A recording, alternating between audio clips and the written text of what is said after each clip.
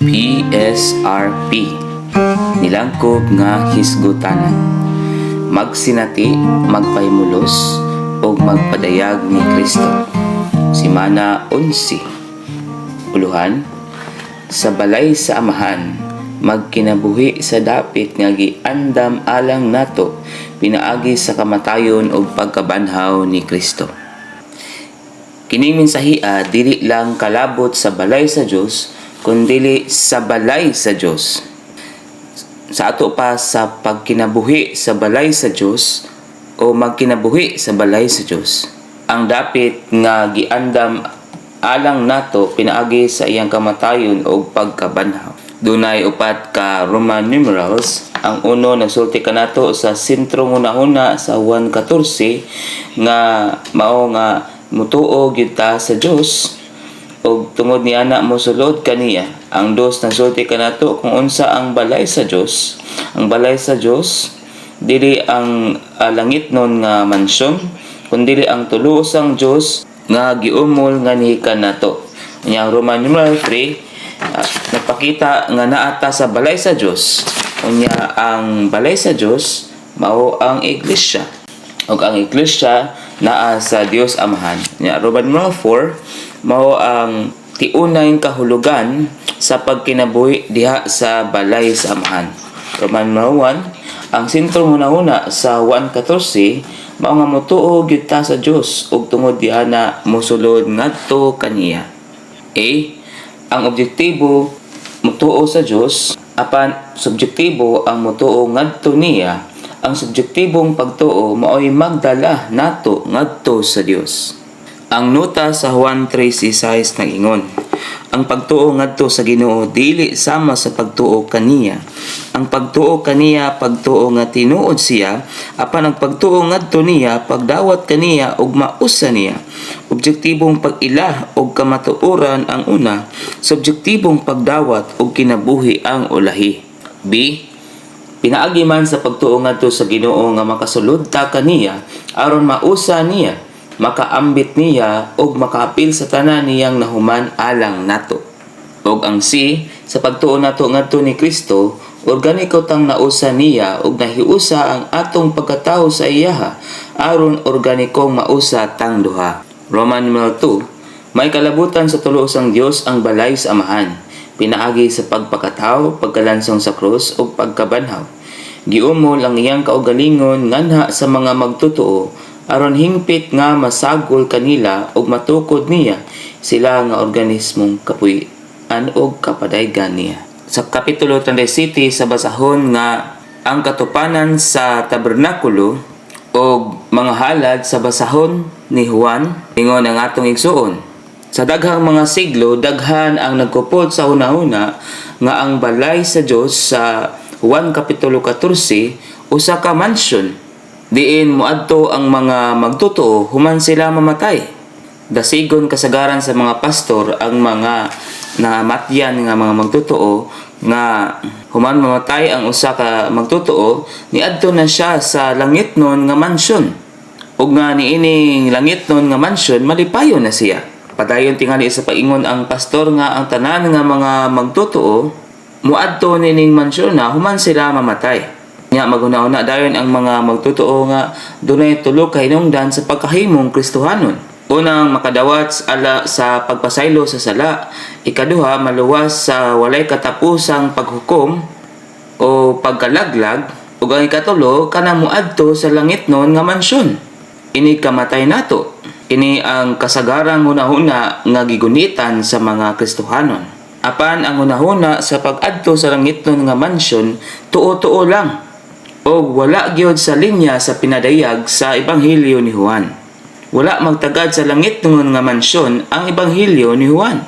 Ang pinadayag niini nga Ebanghelyo may kalabutan gyud sa tulo-usang Dios nga nagpaambit siyang kaugalingon nga ni kanato aron himuon ta niyang iyang puloy-anan o kini nga puloy-anana mahimo sang atong puloy-anan. Kini ang uluhan o subject sa Ebanghelyo ni Juan.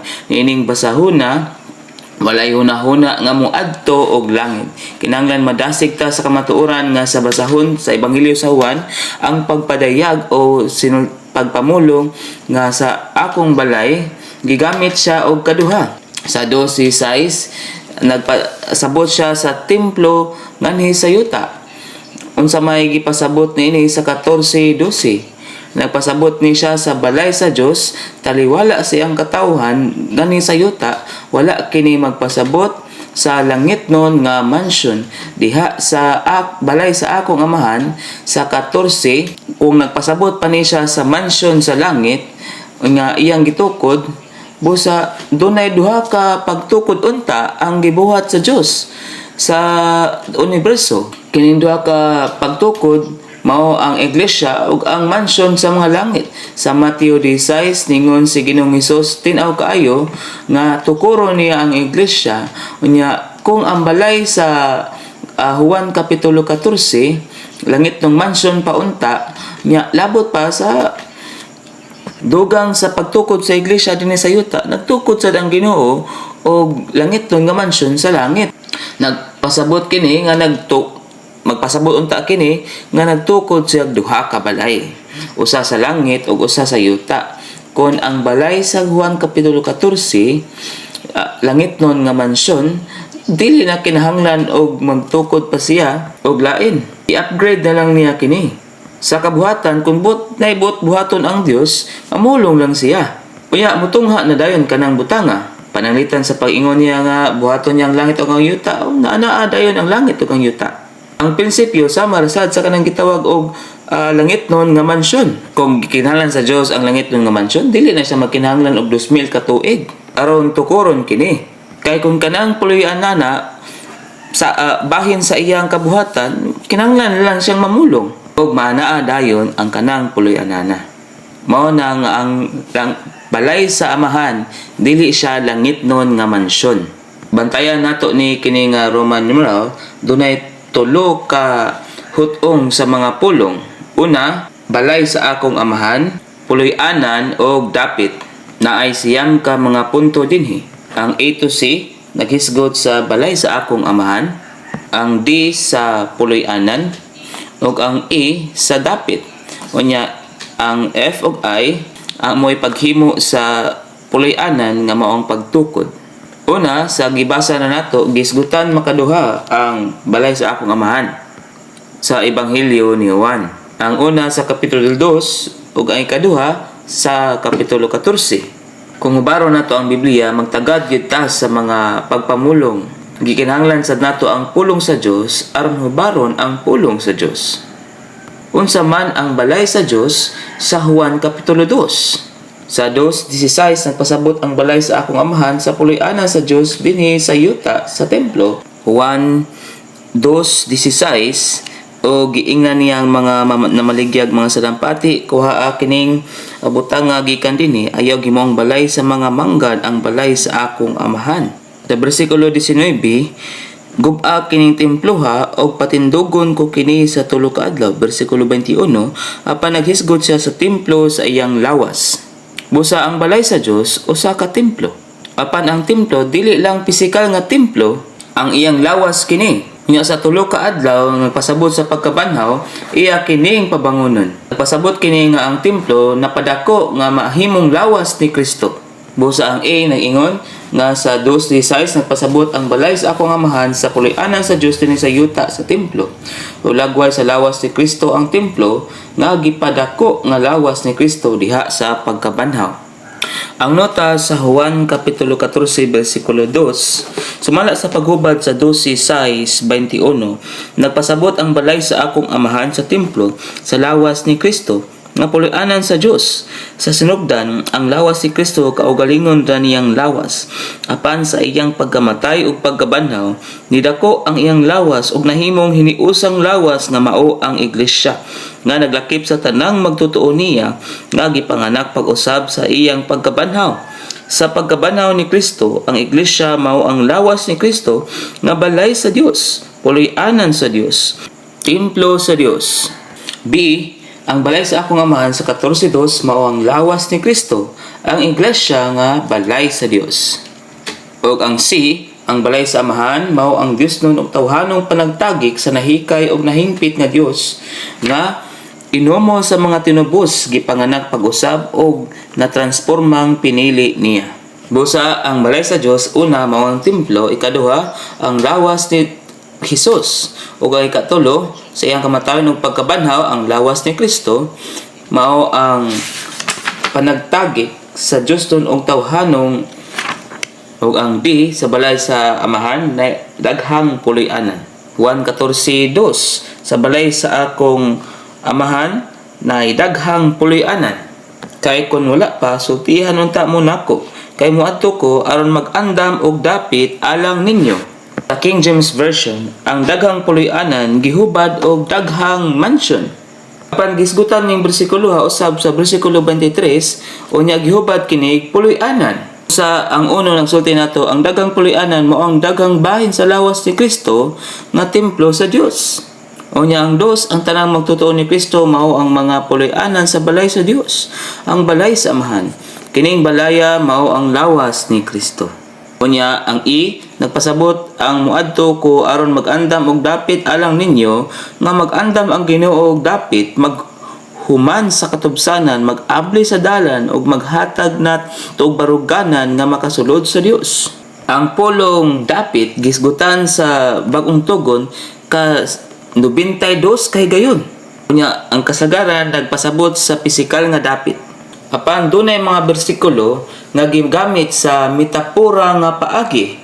Pananglitan ang buhat 1:25 nga mopuli ning pagpangalagad og pagkaapostol nga gihikli ni Judas aron moadto sa kaugalingon niyang dapit. Episo 4:27 iyaw sab hatagig higayon ang yawa. Dinhi gigamit sad sa metapora nga paagi. Juan 14:3 muadto ko og mag-andam og dapit alang ninyo.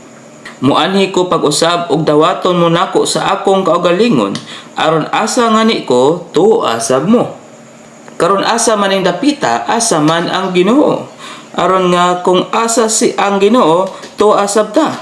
Sa Juan 14:10 og sa bersikulo 20, niadtong adlaw masayod mo nga naa ako sa amahan og niya mo nako og naa ako ninyo. Busa ang Ginoo na sa amahan, naa ta sa Ginoo, busa naa sabta sa amahan. Ang uno, pinaagi sa kamatayon ug pagkabanhaw, gihawanan sa Ginoo ang dalan ug giandam ang dapit aron madala ta ngadto sa Dios. Dos, pinaagi sa iyang kamatayon ug pagkabanhaw, nag-andam siya baruganan alang nato atubangan sa Dios o diha sa Dios. Sa ingon niini nag-andam siya dapit alang nato diha sa Dios. Ug tres, ang baruganan diha sa Dios nga napadako nahimong baruganan diha sa lawas ni Kristo. Bisan kinsang walay baruganan kung dapit diha sa Dios, walay dapit diha sa lawas ni Kristo nga mao ang balay sa amahan, ang puloy-anan sa Dios. B, isip mga magtotoo ni Kristo, kitang tanan dunay dapit diha sa Dios ug diha sa lawas. Ug karon magkinabuhi kita sa dapit nga giandam alang nato pinaagi sa kamatayon ug pagkabanhaw ni Kristo. Busa unsa ning dapita mao ang Dios, ang lawas sab. ug ang F nagdala sa Dios nga na sa tao ang pag-ani sa Ginoo ug nagdala sa tao ngadto sa Dios ang pag-adto niya. Pinaagi ning pag-aniha ug pag-adto niya, gitukod niya ang balay sa Dios pinaagi sa pagtukod niya sa Dios nga na sa tao ug sa tao ngadto sa Dios. J pinaagi sa espiritu ug sa iyang kamatayon o pagkabanhaw, nagtukod ang anak sa Dios si Ginoong Hesus, si Ginoong Hesukristo ug organismo ang iglesia nga maong lawas niya ug ang balay sa amahan nga napalugwa sa panagsagol sa tulos-ang Dios ug sa pinili ug tinubos niyang katawhan. H. Natukod ang balay sa amahan sa kanunayang pagbisita sa amahan ug sa anak sa tinubos nga mga pinili uban sa espiritu. Ug I. Naa tulo ka hugna ang balay sa amahan, ang hugna sa pagkatao sa Dios, ang hugna sa pagkabanhaw ni Kristo uban sa iyang mga magtotoo aron matukod ni iglesia ug ang hugna sa pagkahimpit ang bag-ong Jerusalem. Karon matuta sa Roman 3, naa sa Dios amahan ang balay sa amahan ang iglesia. 1 Tesalonica 1:1, si Pablo ug si Silvano ug si Timoteo ngadto sa iglesia sa mga taga Tesalonica nga naa sa Dios amahan ug ni Ginoong Hesukristo, mainyo ang grasya ug kalinaw. Sa pagtuon sa kinabuhi sa 1 Tesalonica kapitulo 3, ningon ang atong igsuon, pulos nagsugod sa samang paagi ang 1 ug 2 Tesalonica. si Pablo ug si Silvano ug si Timoteo ngadto sa iglesia sa mga taga Tesalonica nga naa sa Dios Amahan ug ni Ginoong Hesukristo. Mainyo ang grasya ug kalinaw. Sa daghang mga sulat nga gisulat ni Pablo, kining duha lang ang dunay pagpadayag. Ang iglesia nga naa sa Dios Amahan ug ni Ginoong Hesukristo. Imbis nga ipakawali-bili kining pagpadayaga, tingao nato nga masayran unsay gipasabot niini. Kung sutaon nato sa ingon ini nga paagi, makaplagan nato nga lalom kining butanga ang pag-ingon nga ang iglesia naa diha sa Dios. Dili kini makaplagan kining una-unaa sa daang tugon. Wala moingon ang Dios sa iyang katawhan, sa katawhan sa mga anak sa Israel nga naa sila sa Dios. Apan dunay duha ka sulat diha sa bag-ong tugon nga nagsulti nato nga ang iglesia naa diha sa Dios. Kinahanglan makat-unan nato ang tinuod nga kahulugan sa iglesia nga naa sa Dios. Unsa kadako nga butang nga ang iglesia naa sa Dios. Sa 1 Korinto ningon si Pablo nga ang iglesia naa sa Korinto. Naghisgot sab siya kalabot sa kaiglesiyahan sa Macedonia. Sa 1 ug 2 Tesalonica, ang dapit sa iglesia dili syudad kundi ang Dios. Labot pa, ang iglesia naa sa tulo usa nga Dios. Nagpasabot kini sa kamatuoran nga ang niingon si Pablo naa sa Dios Amahan ug naa ni Ginoong Hesukristo. Ang object sa preposition nga naa mao ang Dios ug ang Amahan ug si Ginoong Hesukristo. Duha apan usa ang Amahan ug ang Anak. Alang sa iglesia nga manaa sa Dios Amahan ug ni Ginoong Hesukristo, nagpasabot nga ang iglesia naa sa tulo usang Dios. Masyanong butang ang pag-ingon nga ang iglesia iya sa Dios o iya ni Kristo. Apan mas lalom og lapad ang pag-ingon nga ang iglesia naa sa Dios Amahan ug ni Ginoong Hesukristo. Pananglitan, usa ka butang ang pag-ingon nga naa ta sa usa ka pihong tawo. Apan lain nga butang ang pagsulti nga naa ta ni anang personahan, naa ta ni anang tawhana. Sa tinawhanong pagkasulti, imposible kay kaayo nga manaa ta sa usa ka tawo.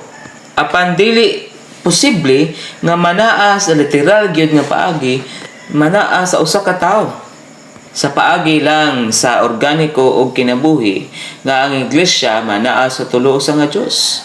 Dili ta hingpit makasabot niini sa paagi sa kinabuhi.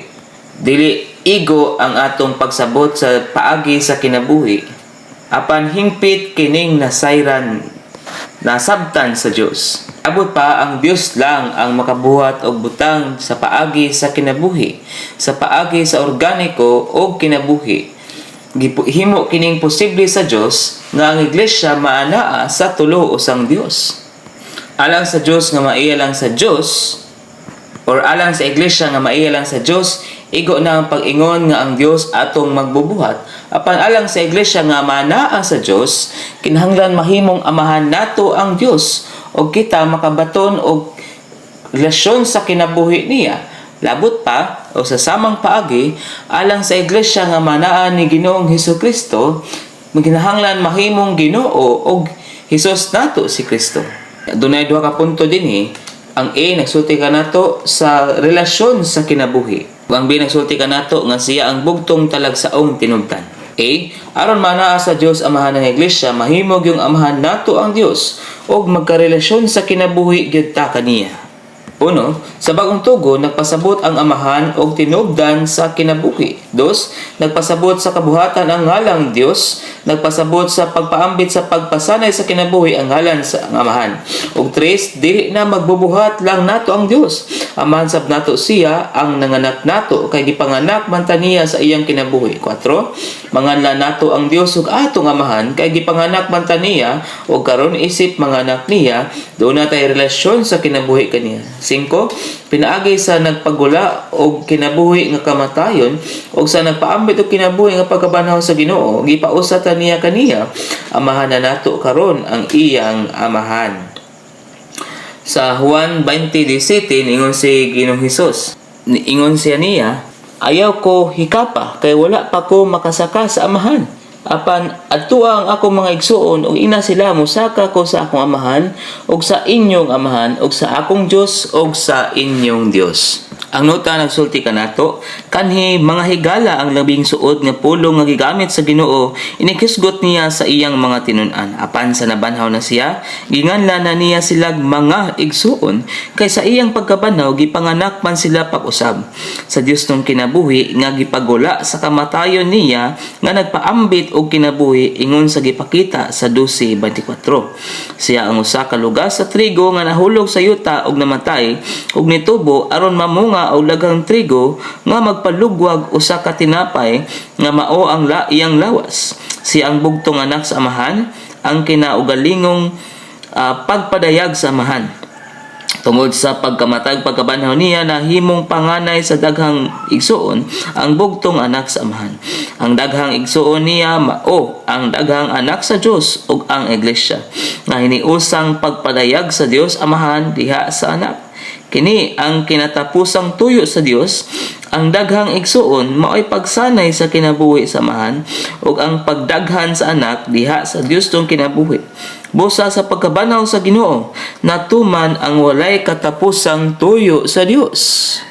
Pinaagi sa pagpaambit og kinabuhi nga kamatayon og pagkabanhaw niya, giusa sa Ginoo ang iyang mga tinun-an kaniya. Busa amahan sa iyang mga tinun-an ang iyang amahan ug Dios nila ang iyang Dios. Sa iyang pagkabanhaw, nabatunan nila ang kinabuhi sa amahan ug ang Dios nung kinaiya sa Dios sama niya.